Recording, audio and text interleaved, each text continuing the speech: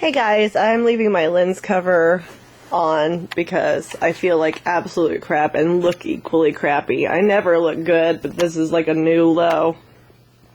And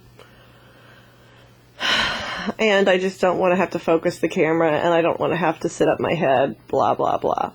But I wanted to do a really quick video about trusting your instincts. A lot of us, when we're sick all the time, become very used to being sick all the time, and we're never really quite clear where the line is to call for medical attention, because so many things are happening to our body on a daily basis, like seizures and migraines and nausea and vomiting. Like, these things are just a common part of your daily protocol, or common protocol for your day. I don't know how I want to use the word protocol in this sentence. Anyway, this is just a little message about trusting your instincts and not worrying about seeming like a hypochondriac, because I do. I don't call my doctor when I have a seizure or a migraine or a lot of times a fever. But the last couple days I was feeling really gross, like I had this terrible sore throat. And those of you Lymies out there that have had the traditional Lyme disease sore throat, you know how that feels. It's awful. It's worse than any sore throat you can imagine. Well, take that and multiply it by like 25. And that's what I sort of had going on the last couple of days. So the first couple of days I tried to ignore it. Today I woke up and realized that I just, I couldn't ignore it anymore. I wasn't able to drink water. I wasn't going to be able to take any of my medication because I couldn't really swallow through my throat. I wasn't just like that. Trouble swallowing issue that happens.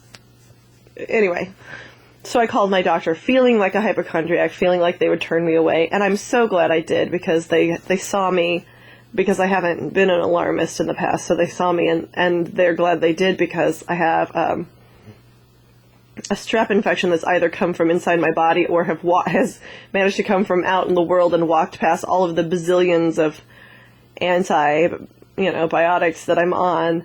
But anyway, it was so severe that if I'd waited another day, I would have been in the hospital. So it really was a good thing to contact them.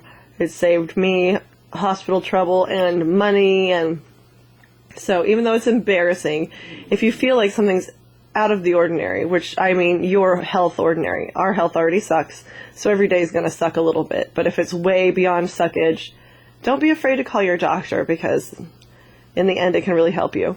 On that subject, they gave me penicillin shots. They tripled up, and I hadn't had a penicillin shot for a very long time, and I haven't started my injections for Lyme because we're working on my babesia. But I wasn't real worried when they said they were going to give me a shot, and I had to come back probably every day to try and fight this so that I don't have to be hospitalized. I had no concern until like 10 minutes before they were going to give me an injection. They pulled me aside and put on lidocaine patches on my hips. And then I thought, holy crap, how much is this going to hurt?